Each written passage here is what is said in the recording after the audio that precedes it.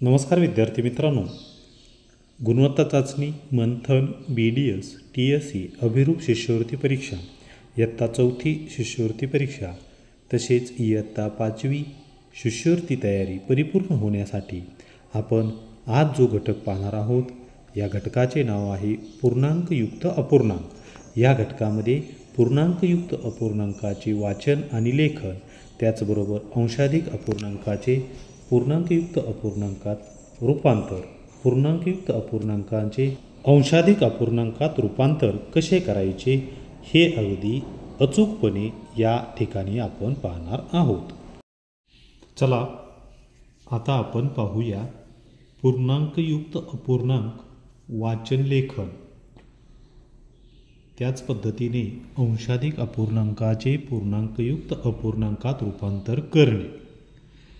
आता सर्वप्रथम आपण अंशाधिक अपूर्णांक म्हणजे काय, कशाला म्हणायचं अंशाधिक अपूर्णांक, तर पहा, ज्या अपूर्णांकामध्ये अंश हा छेदापेक्षा मोठा असतो त्या अपूर्णांकाला अंशाधिक अपूर्णांक असं म्हटलं जातं।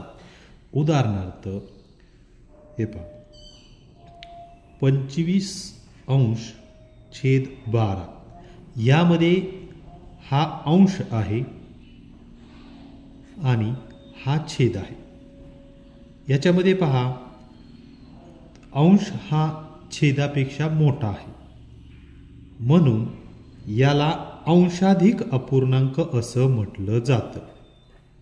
एवढं सोपं आहे, फक्त मोठा छेदापेक्षा मोठा अंश पाहिजे, त्याला अंशाधिक अपूर्णांक असं म्हटलं जातं। मग आता असे अपूर्णांक कोणते असतील की बघा, ज्याचा छेद मोठा आहे, 15/7, 18/3, 12/5, 9/6, अशा प्रकारचे जे काही अपूर्णांक आहेत, हे सर्व अपूर्णांक अंशाधिक अपूर्णांक आहेत, कारण याच्या छेदापेक्षा यांचा अंश कसा आहे, मोठा आहे, म्हणून याला अंशाधिक अपूर्णांक असं म्हटलं जातं। आता आपण अंशाधिक अपूर्णांक कसा असतो हे पाहिले। आता आपण पाहूया छेदाधिक अपूर्णांक कसा असतो।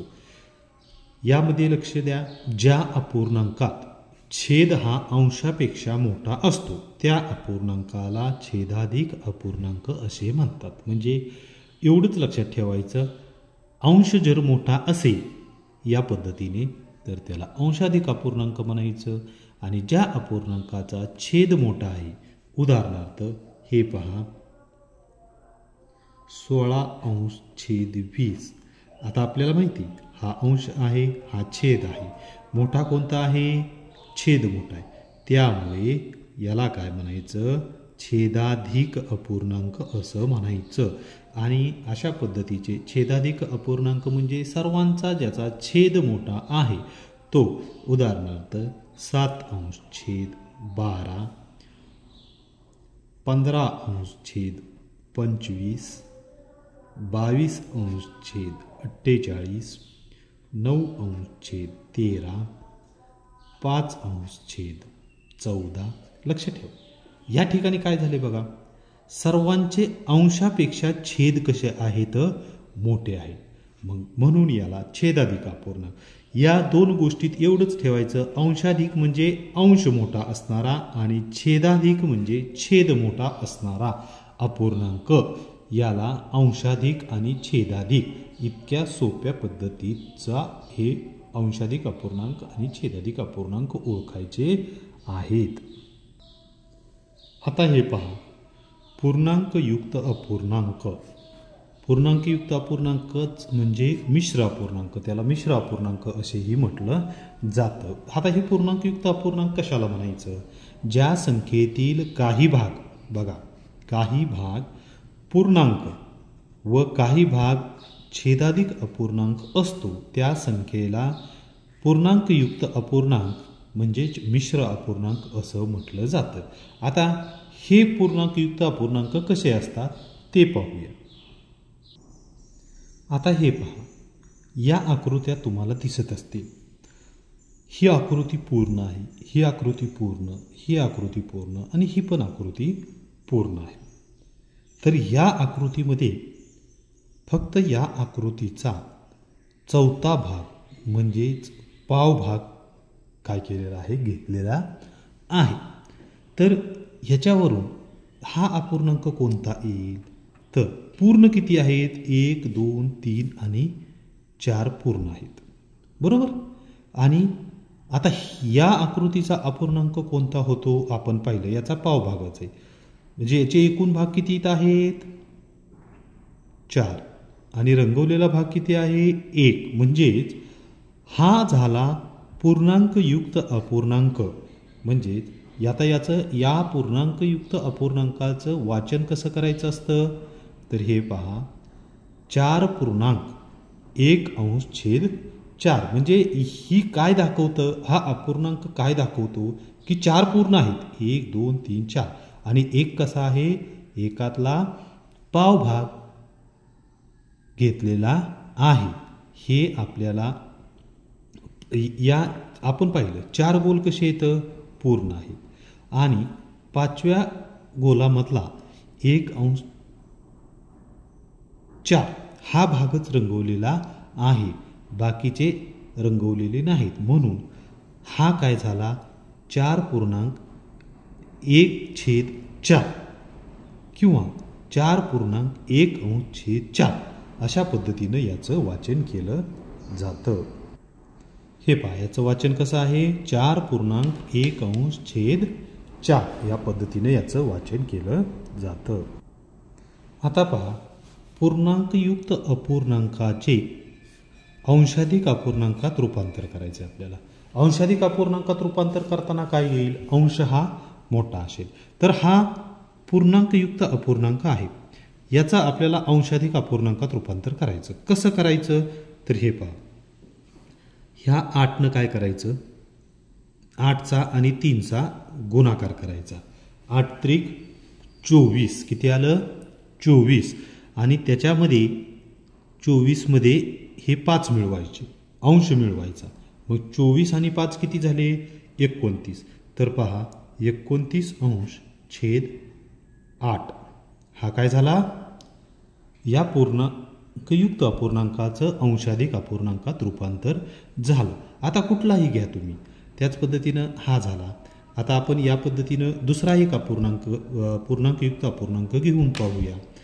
पहा 4.3/5 काय करायचं, सुरुवातीला आपण काय करणार, या दोन्हीचा गुणाकार करायचा. म्हणजेच 5 गुणिले 4 किती झाले, 5 चोक 20 झाले, किती झाले, 20. आणि त्याच्यामध्ये काय करायचं, हे 3 मिळवायचं, अधिक 3 बरोबर किती झाले, 23. मग आता हे लिहायचं कसं, पूर्णांकयुक्त अपूर्णांक हा आपण क्रिया केली, या पद्धतीने क्रिया करायची. कायम लक्षात ठेवा, या दोन्हीचा गुणाकार, त्याच्यामध्ये अंश मिळवायचा.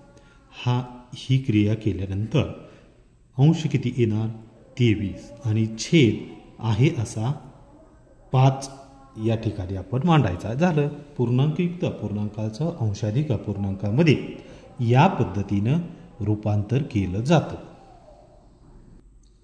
आता आपण पाहूया अंशाधिक अपूर्णांकाचे पूर्णांकयुक्त अपूर्णांकात रूपांतर कसे करायचे. आता आपण काय पाहिलं, आधी पूर्णांकयुक्त अपूर्णांकाचे अंशाधिक अपूर्णांकात रूपांतर करायचं. आता आपण काय पाहणार आहोत की अंशाधिक अपूर्णांकाचं पूर्णांकयुक्त अपूर्णांकामध्ये रूपांतर कसं करायचं. आता हा अंशाधिक अपूर्णांक हाच आपण घेऊया, ह्या पूर्णांकयुक्त अपूर्णांकाचा अंशाधिक अपूर्णांक केलं आपण. आता ह्याच 29/8 याच हा अपूर्णांक अंशाधिक आहे आणि या अपूर्णांकाचा आपल्याला पूर्णांकयुक्त अपूर्णांकामध्ये रूपांतर करायचं आहे. तर आता हेच उदाहरण घेतो म्हणजे तुम्हाला समजेल. आता काय करायचं, मग हे जे 29 आहे, या 29ला 8नं काय करायचा, भाग द्यायचा. काय करायचा, भाग द्यायचा. मग आता आपण भागाकार करताना आपल्याला माहिती आहे, सुरुवातीला आपण भागाकार करताना एक एक अंकालाच काय करायचं आहे, भाग द्यायचा आहे. भाग जात नाही 2ला, त्यामुळं शून्याचा भाग दिला. वरतून आपण किती घेतले, 9 घेतले. आता 8चा पाडा म्हणायचा. 8 एके 8, 8 दोन्ही 16, 8 त्रिक 24, 8 चोक 32. 32 हे मोठं होतं, ते 29मधून वजा होणार नाहीत, म्हणून 8 त्रिक 24. हा याची वजाबाकी करा. 9तनं 4 गेले, खाली राहिले 5, 2 2 गेले 0. तर आता काय करायचं बघा, याचं रूपांतर, आता भाग तर दिला आपण, पण पूर्णांकयुक्त अपूर्णांकात रूपांतर करायचं आहे. म्हणजे आता याचे पूर्ण भाग किती झाले, 3 झाले. किती झाले पूर्ण भाग, 3. मग 3 आपण या ठिकाणी लिहायचं.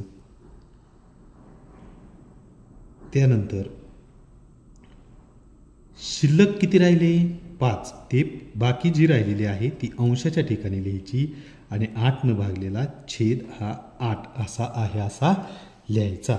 मग 3.5 छेद 8 याचं हे अंशाधिक अपूर्णांकाचं पूर्णांकयुक्त अपूर्णांकात रूपांतर झालं. बघा, हा अपूर्णांक पूर्णांकयुक्त कोणता होता, 3.5 छेद 8. 3.5 छेद 8 झालं का नाही. याच्या पद्धतीने, या पद्धतीने आपण अंशाधिक अपूर्णांकाचं पूर्णांकयुक्त अपूर्णांकात रूपांतर करणार आहोत. त्याच पद्धतीने हा पण अंशाधिक अपूर्णांक आहे, 23 छेद 5.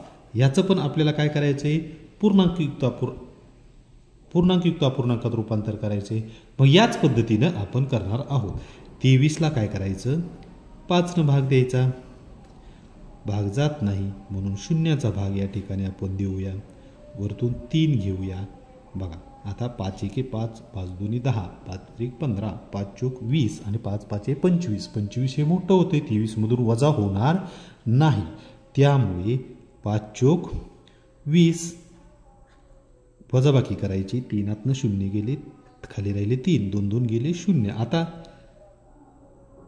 हा अपूर्णांक पूर्ण भाग दिला, पूर्णांकमध्ये आपल्याला लिहायचा आहे. तर मग मी मगाशी सांगितलं, जो भागाकार आलेला आहे तो असतो पूर्ण, बरोबर. जी बाकी राहिलेली असते तो असतो अंश आणि ज्यानं भागला आहे तो असतो छेद.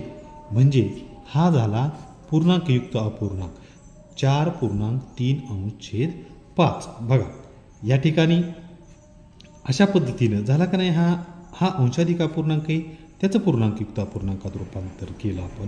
आणि मगाशी हा पूर्णांकयुक्त अपूर्णांक होता, त्याचं अंशाधिक अपूर्णांकामध्ये रूपांतर केलेलं आहे. अगदी कुठलाही अपूर्णांक असला तरी अंशाधिक अपूर्णांकात रूपांतर आणि अंशाधिक अपूर्णांकाचं पूर्णांकयुक्त अपूर्णांकात रूपांतर या पद्धतीनं आपण करायचं आहे.